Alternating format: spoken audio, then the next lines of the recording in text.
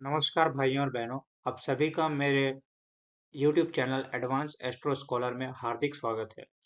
आज के इस नए वीडियो में हम हाई टिकट सेल्स कैसे निकालें इसके बारे में जानेंगे और सेल्स जॉब की जानकारी, सेल्स फील्ड की जानकारी, उसमें कैसे सक्सेस पाएं इसके बारे में जानेंगे नाड़ी एस्ट्रोलॉजी के जरिए। बीच में मैं आपको एक पराशरी एस्ट्रोलॉजी का भी एक कॉन्सेप्ट बताऊंगा। वीडियो अंत तक देखिएगा।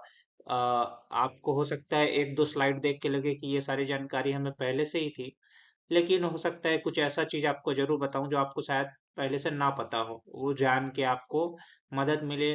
चाहे आप खुद एक एस्ट्रोलॉजर हो, दूसरे को कंसल्ट करते हो, या आपको खुद इस वीडियो की जरूरत हो, सेल्स जॉब में हो तो भी।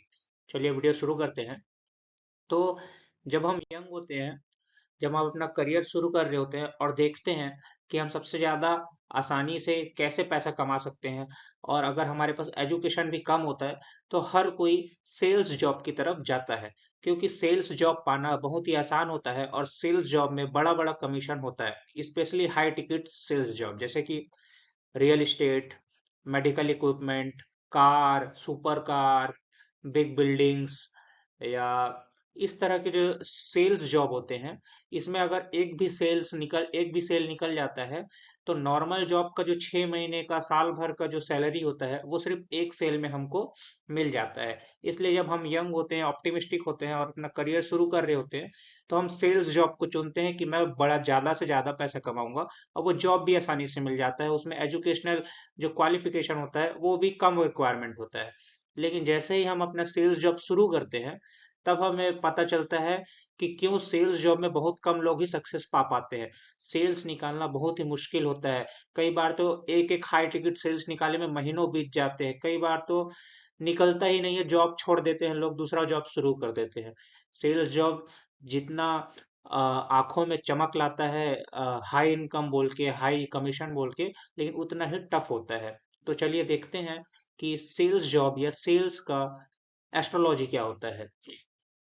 वो लोग जो सेल्स का बिजनेस करते हैं, सेल्स का बिजनेस मतलब जैसे कि एक कोई बिल्डर या प्रॉपर्टी डीलर जो प्रॉपर्टी खरीदता है, प्रॉपर्टी बेचता है, या एक कार शोरूम ओनर जो कि कार्स खरीदता है, कार्स बेचता है, या कोई भी इंसान ऐसा एसेट जो खरीदता है और बेचता है, वो ओनर कहलाता है। और उसको अगर सेल्स निकालना है, तो उसको सिर्फ कॉम्बिनेशन का जरूरत होता है 3, 5 और 10, यानी कि उसके दशा में, जो दशा हर किसी का दशा चल रहा होता है, क्योंकि जब तक दशा परमिशन नहीं देगा तब तक कुछ भी नहीं होता है। तो जब दशा में तीसरा, पांचवा और 10वां घर एक साथ जब एक्टिवेट होते हैं, तभी एक इंसान सेल्स निकाल पाता है, अगर वो ओनर है, यानी अपना सामान बेच पाता है, अगर उस सामान का मालिक है।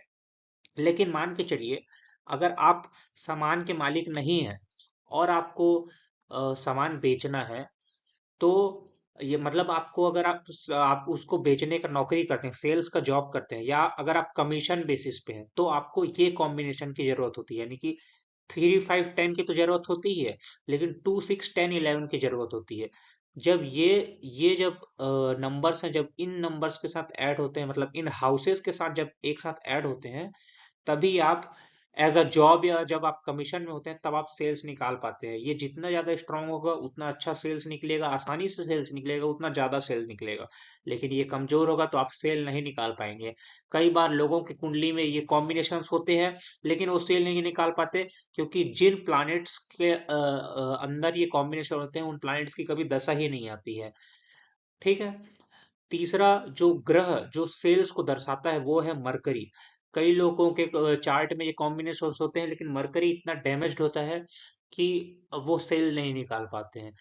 तो ये होता है बेसिक एस्ट्रोलॉजी ऑफ सेल्स। लेकिन ये वीडियो बेसिक सेल्स के बारे में नहीं है, ये वीडियो है हाई टिकट सेल्स के बारे में।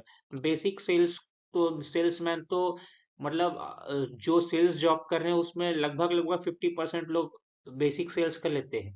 लेकिन जो हाई टिकट सेल होता है, जैसे बहुत लग्जरी सेल हो गया, जैसे एरोप्लेन बेचना हो गया, या बहुत महंगे महंगे मेडिकल इक्विपमेंट है, बहुत महंगा बंगला बेचना हो गया, नॉर्मल 1 BHK 2 BHK की जगह, तो क्या देखना जरूरी होता है?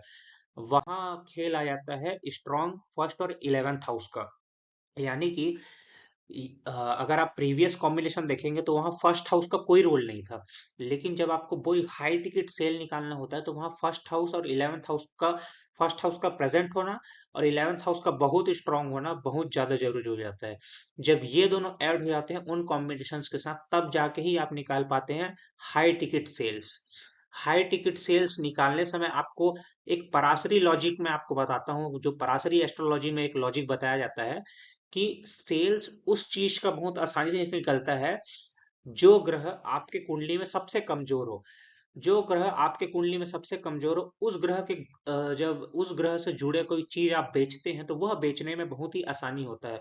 तो ये एक पराशरी एस्ट्रोलॉजी का लॉजिक है। नाड़ी एस्ट्रोलॉजी में खैर ये नहीं है, लेकिन मैं सोचा कि वीडियो बना रहा हूँ तो आपको ये जरूर बताता जाऊं।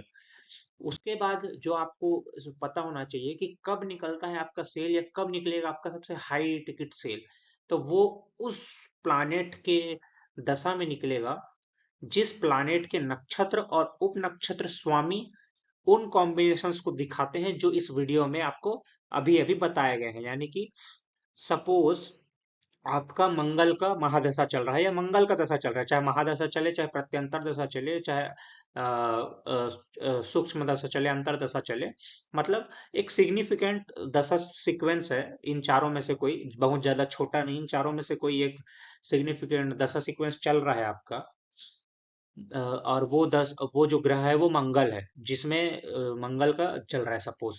तो और मान लो मंगल का जो नक्षत्र स्वामी है वो शनि है आपके कुंडली में, और उसका जो उप नक्षत्र स्वामी है वो शुक्र है।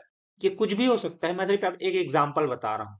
तो मान के चलिए मंगल की दशा चल रही है और मंगल का जो नक्षत्र स्वामी है वो शनि है और मंगल का उप नक्षत्र स्वामी शुक्र है। तो अगर शनि और शुक्र वो कॉम्बिनेशन दिखाते हैं जो इस वीडियो में अभी अभी आपको बताया गया है, जैसे कि 3, 5 और 10, अगर आप ओनर हैं और अगर आप जॉब करते हैं या कमीशन में है तो 3, 5, 10, 2, 6, 10, 11, ये जो कॉम्बिनेशन है ये मंगल के नक्षत्र और उप नक्षत्र स्वामी यानी कि शनि और शुक्र के द्वारा दर्शाए जाते हैं। तो उस दशा में आपको सबसे अच्छा रिजल्ट मिलेगा सेल्स जॉब में या सेल्स के काम में। हाई टिकट सेल्स निकालना है तो उसमें फर्स्ट हाउस और इलेवेंथ हाउस भी शामिल हो जाएगा। उम्मीद है यहाँ तक आपको समझ में आया होगा। और मान के चलिए आपके चार्ट में ये सब कॉम्बिनेशन है लेकिन टूटे टूटे हैं। कहीं से तीन थर्ड हाउस गायब है, कहीं से फिफ्थ हाउस गायब है, कहीं से सिक्स्थ हाउस गायब है, या मरकरी एफ्लिक्टेड है, ऐसा कुछ है। लेकिन हल्का फुल्का ये कॉम्बिनेशन है और आप सेल्स में ही काम करना चाहते हैं, मेहनत करना चाहते हैं ताकि आप ज्यादा पैसा कमा सकें, ज्यादा प्रॉफिट कमा सकें, तो आप इन दो रेमेडीज को कर सकते हैं एस्ट्रोलॉजी में। मैं रेमेडीज में वैसे तो नहीं मानता हूँ, लेकिन एस्ट्रोलॉजी के सारे बुक्स जितने भी क्लासिक्स हैं उनमें इन रेमेडीज को बताया जाता है। जैसे कि मंत्र वाले रेमेडीज को बताया जाता है और एस्ट्रोलॉजी के फील्ड में रत्न वाला भी रेमेडी फेमस है। जैसे कि अगर आपको जेम स्टोन पहनना है तो आप उस प्लानेट का जेम स्टोन पहन सकते हैं जिसके नक्षत्र और उप नक्षत्र स्वामी वो कॉम्बिनेशन दिखाते हैं जो इस वीडियो में बताया गया है, 3, 5, 10। अगर वो रत्न पहनते हो तो आपका सेल्स निकलेगा, हाई टिकट सेल्स निकलेगा अगर उसमें 1 और 11 भी है। और वो कैसे देखना है कि नक्षत्र उप नक्षत्र स्वामी उन हाउसेस को रूल करते हैं, तो उसके लिए आप मेरे पास से कंसल्टेशन ले सकते हो। उसके बाद और कौन सा रेमेडी है जो आप फॉलो कर सकते हो, वो है उसी प्लानेट का जिसका मैं आपका रत्न पहनने बोल रहा था। अगर आपको रत्न नहीं पहनना है, रत्न महंगा लगता है, तो आप उसका बीज मंत्र जाप कर सकते हो 21 दिनों के अंदर, जितने बार उसको जाप करने का आपको प्रिस्क्राइब किया जाए। आप इसके बारे में भी मुझसे पूछ सकते हो कि कौन से प्लानेट का बीज मंत्र कितने बार जाप किया जाता है 21 दिन के अंदर। तो ये था वीडियो जिसमें मैंने आपको बताया कि हाई टिकट सेल्स कैसे निकालते हैं या सेल्स का एस्ट्रोलॉजी क्या होता है। अगर आपको वीडियो पसंद आया हो तो वीडियो को लाइक करना बिल्कुल भी ना भूलें, सब्सक्राइब करना बिल्कुल भी ना भूलें मेरे चैनल को। Bye bye.